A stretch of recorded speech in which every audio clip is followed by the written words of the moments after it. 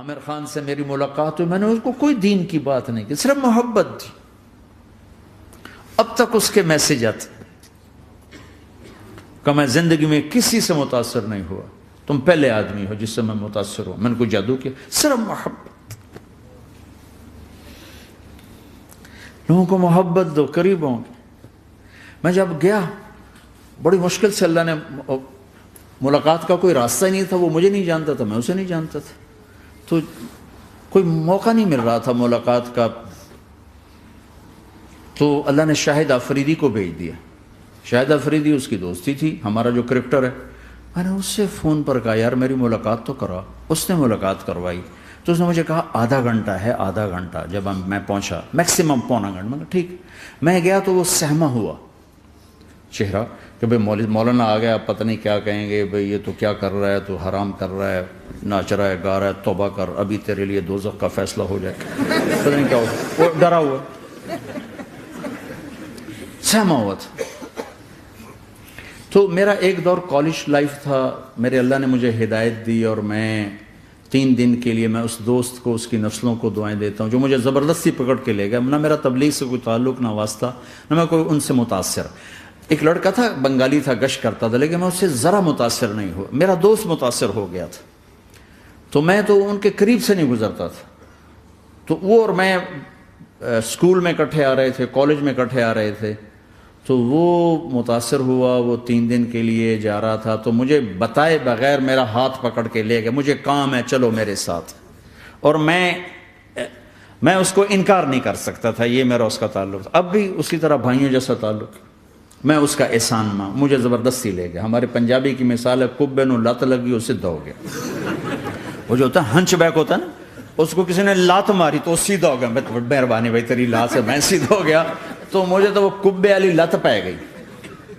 تو اللہ نے مجھے اس طرف لگا دیا. اور جب میری کالج لائف، میں نے کالج کا بہترین سنگر تھا، اسکول کا بہترین. یہ جنید جمشید کیا ہے جو اس زمانے میں یہ سارا کو اٹھایا میں نے سارا کیا ہے. تو اب وہ بیچارہ ایسے بیٹھا ہوا. تو میں نے اس سے بیٹھتے ہی فلموں کی باتیں شروع کر دی. اور تھوڑی دیر بعد کہ میں نے محسوس کیا کہ فرام 60 to 72 جو فلم انڈسٹری کو جتنا میں جانتا تھا اتنا وہ نہیں جانتا تھا. تو اس کے اوپر میرے علم کا روپ پڑ گیا. اس کی لائن کا علم تھا نا. تو حیران پریشان، یہ واز تو ہو نہیں رہا. تو کبھی دلیپ کمار کی باتیں شروع ہو گئیں، کبھی راج کپور کی شروع ہو گئیں، اور کبھی محبوب صاحب شروع ہو گئے، کبھی مدن موہن شروع ہو گئے. وہ آدھا گھنٹہ تو یوں ہی گزر گیا. تو آدھے گھنٹے کے بعد میں نے کہا جی ہمارا تو ٹائم اوور کا نہیں، اٹھیں چلے ادھر چل کے بیٹھتے. وہ کھانے کی ٹیبل پر تھے تو ہم وہاں جا کے بیٹھ گئے. پھر وہیں باتیں شروع ہو گئیں. جب اس کا سارا خوف دور ہو گیا اور ریلیکس ہو گیا، اس میں پونے گھنٹے سے 50 منٹ گزر گئے تھے. تو پھر میں نے کہا عامر بھائی آپ حج پہ آئے ہیں، اگر آپ اجازت دیں تو آپ کو اپنے نبی کا حج سنو. کہنے لگے ہاں جی ضرور سنائی. پھر میں 1.25 گھنٹہ بولتا رہا اور وہ ایسے کر کے یہاں سے وہ یوں نہیں ہوا. 1.25 گھنٹہ ایسے بیٹھ کے یوں سنتا، ہلا نہیں اپنی جگہ سے. لوگ محبت کے بھوکے ہیں، تم فتوے دینا شروع کر دیتے. 2 گھنٹے کی ملاقات کے بعد جب ہم نکلے تو نیچے تک چھوڑنے آیا عامر خان. حج کے بعد میں نے کہا ایک ملاقات اور ہو جائے گا، ضرور ہوگی. پھر اس کا میسج آیا کہ میں مدینے چلا گیا ہوں، معذرت چاہتا ہوں. میں نے کہا میں مدینے آ جاؤں گا. میں مدینے پہلے ہو آیا تھا حج سے پہلے. تو اس نے کہا کہ آپ 14 تاریخ کو آ جائیں، 4 سے 6 کا ٹائم میں نے آپ کے لیے رکھا ہے. تو میں جنید اور ایک اور ساتھی ہم دوبارہ وہاں چلے گئے. 4 بجے 4:15 ہم اس کے ساتھ ہماری شوٹنگ شروع ہوئی. 4:15 سے 10:15 تک 6 گھنٹے مسلسل. اور اس کے ماتھے پہ ذرا نشان نہیں آیا کہ میں بور ہو رہا ہوں. اور اس کے بعد ہم اٹھے، اس کا جی نہیں چاہ رہا تھا کہ ہم اٹھ کے چلے جائیں. محبت. پھر ایک امتحان پڑ گیا. میں اجتماع میں تھا رائمنڈ کے پچھلے سال. اس کا میسج آ گیا میری فلم تلاش آ رہی، اس کی کامیابی کی دعا کرو. لے بھائی اے چنگی بڑی.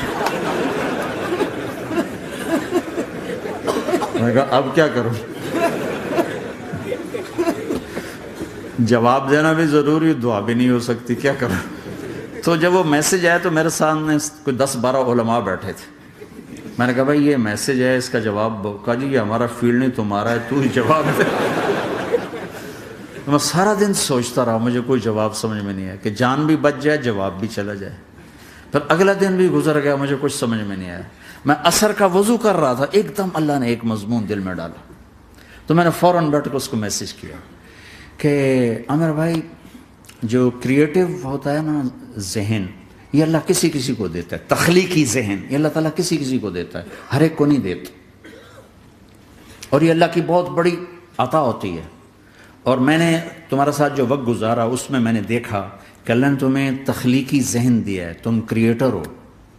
اور جو لوگ اس ٹائپ کے ہوتے ہیں وہ کامیابی ناکامی کی پرواہ نہیں کرتے، وہ اپنے کام سے کام رکھتے ہیں. آپ کا بھائی تو فوراً اس کا میسج آیا، آپ ٹھیک کہہ رہے ہیں، آپ ٹھیک کہہ رہے ہیں. بات ہو گئی. پھر میں تھا ہانگ کانگ، میں نے وہاں سے اس کو میسج کیا. دیکھو کسی مصروف آدمی کو براہ راست فون نہ کیا کرو، میسج کیا کرو کہ میں آپ کو فون کر سکتا ہوں، چونکہ میں اس کا بہت ستایا ہوا، بہت ستایا. تو میں نے اسے میسج کیا کہ میں طارق جمیل ہانگ کانگ میں آپ کو فون کر سکتا ہوں، میں آپ کو فون کر سکتا ہوں. میں ہمیشہ اسے، اب بھی میرا فون پہ رابطہ ہے، میں پہلے اسے میسج دیتا ہوں میں آپ کو فون کر سکتا ہوں. اگر اس کا جواب نہ ہے پھر میں نہیں کرتا ہوں. کبھی وہ خود کر لیتا ہے، کبھی وہ میسج دے دیتا ہے کال کر لیں. تو تھوڑی دیر بعد اس کا فون آ گیا، کیونکہ میں اس وقت دلی میں ہوں، کانفرنس میں تھا. تو میں نے آپ کا میسج دیکھا تھا، میں اٹھ کے باہر آ گیا ہوں، ابھی آپ سے بات کر کے پھر میں جاؤں گا. تو اسے باتیں کرتے کرتے کہنے لگا آپ کی دعا سے میری فلم کامیاب ہو گئی. میں کہا یا اللہ میں کوئی نہیں کی تھی تینوں.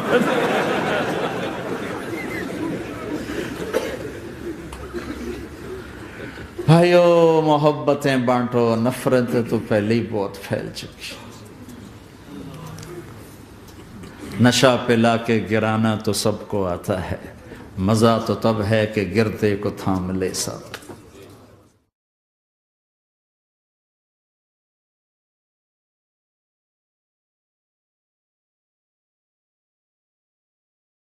لا إله إلا الله محمد رسول الله عليه صلاة الله وآله والأحبة. لا إله إلا الله محمد رسول الله عليه صلاة الله وآله والأحبة.